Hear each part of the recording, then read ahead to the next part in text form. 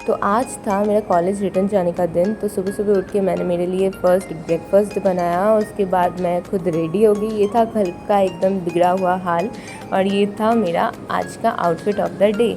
उसके बाद मैं मेरे जो गुगलू है उसको प्यार करी थी यार, वो भी समझ गया था मैं जाने वाली हूँ, इसलिए बहुत ही सैड था। फिर मैंने मेरा जो सामान है वो एक एक करके बाहर रख दिया और ये वाला सामान मैं खुद कैरी कर रही थी।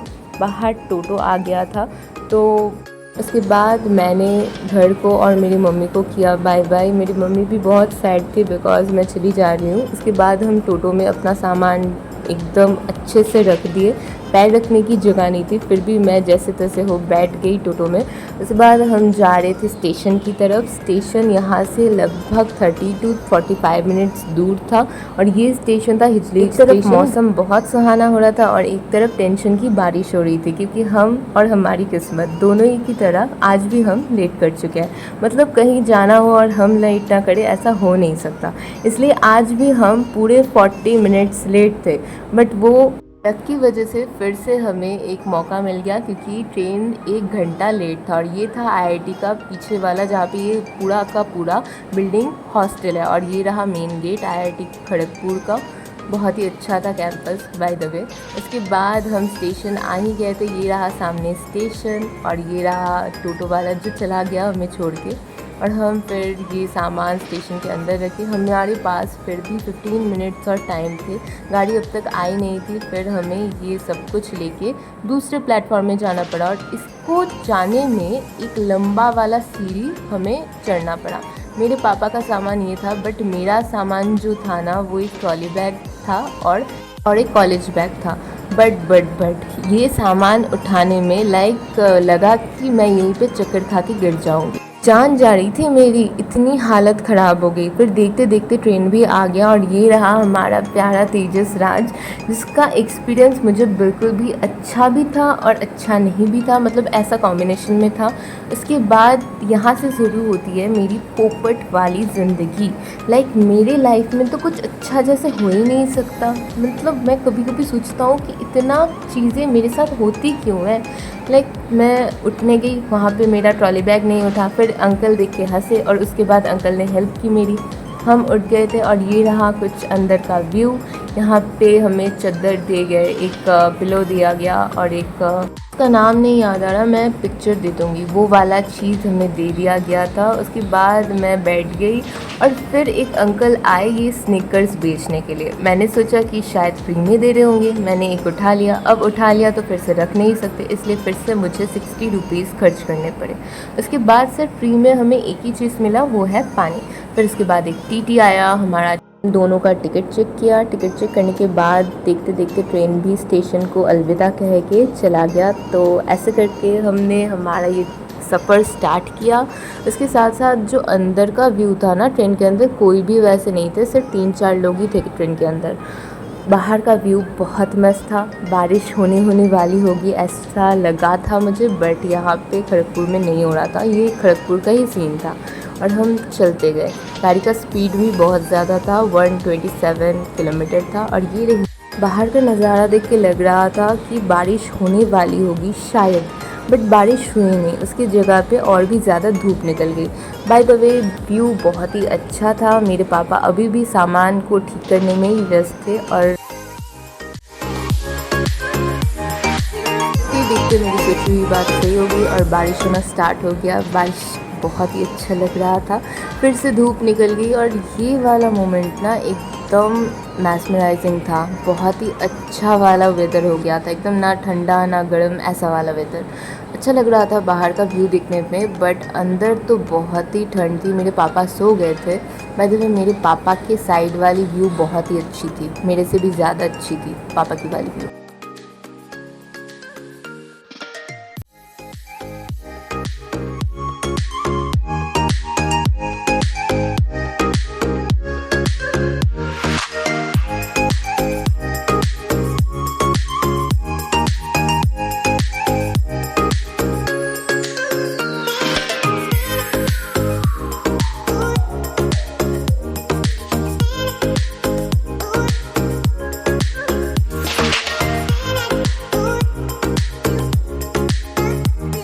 ये रही मैं, और मुझे फिर याद आया कि मेरी मम्मी सुबह सुबह उठ के मेरे लिए कुछ खाना बनाई थी, वो खा लेना चाहिए नहीं तो ख़राब हो जाएगा। तो ये रहा वो खाना। मैंने वॉइस इसलिए यहाँ पे ऑफ कर दिया क्योंकि सामने से ट्रेन जा रहा था, इसलिए मेरा वॉइस कुछ सुनाई नहीं दिया, इसलिए मैं वॉइस ओवर कर रही हूँ। तो पहले वाले जो टिफ़िन बॉक्स था, उस बॉक्स में था आलू कौशा, जो बहुत ही टेस्टी बना था। बाद मैं सोच रही थी कि कैसे रख के खाऊं, बट फिर भी चलो कोई ना, मैंने हाफ़ खाया और हाफ़ मेरे पूरे पापा को दे दिया। और ये रहा पुलाव। पुलाव ज़्यादा अच्छे से मैं दिखा नहीं पाई, ज़्यादा अगर नीचे करती तो पूरा गिर जाता खाना, और ये मैं नहीं चाहती थी। और उसके साथ साथ एक मिठाई भी थी, मैंने खाया ज़्यादा नहीं, मैंने पापा को दे दिया। और फिर मैं हाथ धोने के लिए आई। हाथ धोने के बाद मैं इधर उधर देख रही थी, वहाँ पे एक अंकल मुझे देख रहे थे, इसलिए मैं चली आई वहाँ से। उसके बाद फिर से बादल छाने लगे और ये रहा व्यू। ये व्यू भी बहुत ही अच्छा था। इन सब घर को देख के ना मुझे मतलब सच में बहुत दुख हो रहा था, और मेरे दिमाग में सिर्फ 2 चीज़ें घूम रही थी, एक गुगलू और एक मेरी मम्मी। और ट्रेन का स्पीड कुछ 127 किलोमीटर था पर आवर की। फिर से ट्रेन रुक गई, बट यहाँ का व्यू भी बहुत अच्छा था। लाइक यहाँ को देख के ना मुझे यूरोप कंट्री की याद आ गई थोड़े पल के लिए। तो बाय द वे छोड़ो, इसके बाद आप लोग थोड़ा व्यू एंजॉय करो, क्योंकि यहाँ का व्यू सही में बहुत अच्छा है। माइंड में और एक बात ये रही थी कि अभी जो जा रही हूँ मैं, मेरे मैम्स मुझे कैसे स्वागत करेंगे। लाइक ये टेंशन तो था ही, और एक टेंशन था कि मेरे दोस्त लोग क्या बोलेंगे। बट दोस्त को छोड़ो, वो बहुत ही अच्छे थे, मेरे सारे दोस्त बहुत बहुत बहुत अच्छे होते हैं। उसके बाद मैं गई बाथरूम चेक करने की। राजधानी का बाथरूम एक्चुअली होता क्या है, मैंने सुना है बहुत अच्छा होता है, शावर वावर होते हैं, तो इसीलिए मैं चेक करने गई।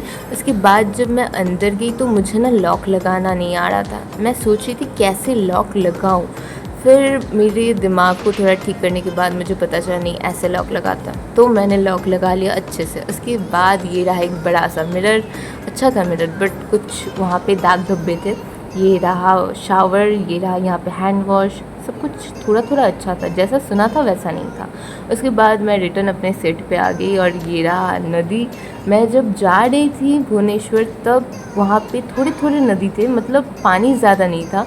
बट अब की बार मैं जब जा रही हूँ भुवनेश्वर तब देख के मैं सही में हैरान हूँ, क्योंकि सारी नदियों में पानी थे। और वहाँ की एक और फीचर के बारे में मैं इस ट्रेन के बारे में बताना चाहती हूँ कि इस ट्रेन में लाइट भी चलती है। अगर आपको रात में लाइट देख के कुछ पढ़नी है बुक टुक, तो आप लाइट जला सकते हो। बाहर का व्यू मस्त मस्त मस्त था। बट क्या एक प्रॉब्लम हो गया कि ये जो पानी की बूंदें हैं ना, इसके लिए बहुत ही बड़ा प्रॉब्लम हो गया, क्योंकि फोकस ही नहीं कर रहा था कैमरा। बाहर के जो ये पहाड़ है ये भी बहुत सुंदर थे। पहाड़ को देख के याद आ गया कि अब हम अंदर आ चुके हैं भुवनेश्वर के, मतलब कटक आ चुके हैं। कटक और भुवनेश्वर सामना सामनी है। ओके, तो ये रहा एक बहुत ही बड़ा वाला पहाड़। इस पहाड़ को देख के ना मुझे यहाँ पे कैंपिंग करने की बहुत मन था, लेकिन एक्चुअली ये इम्पॉसिबल है। सभी सोचते सोचते आज का दिन पूरा कट रहा था। बाय द वे पहाड़ एक के बाद एक बहुत ही अच्छे थे। फिर आया महानदी, जिसको देख के ना रियली मुझे मतलब मैं सरप्राइज़ के ऊपर सरप्राइज़ हो गई। मतलब इतना शॉक हो गई कि ये महानदी है। जो मेरे पिछले वाले सब्सक्राइबर हैं, जो मेरे वीडियोस देखते हैं ना, तो उनको पता होगा कि महानदी पहले क्या था, मैंने क्या बोला था। और अब की महानदी देख के सही में मुझे एकदम शॉकिंग वाला फील आया, बहुत ही अच्छा था। और ये रहा भुवनेश्वर, क्योंकि हम भुवनेश्वर एंट्री कर चुके हैं। बड़े बड़े इमारत दिख के ही पता चलता है।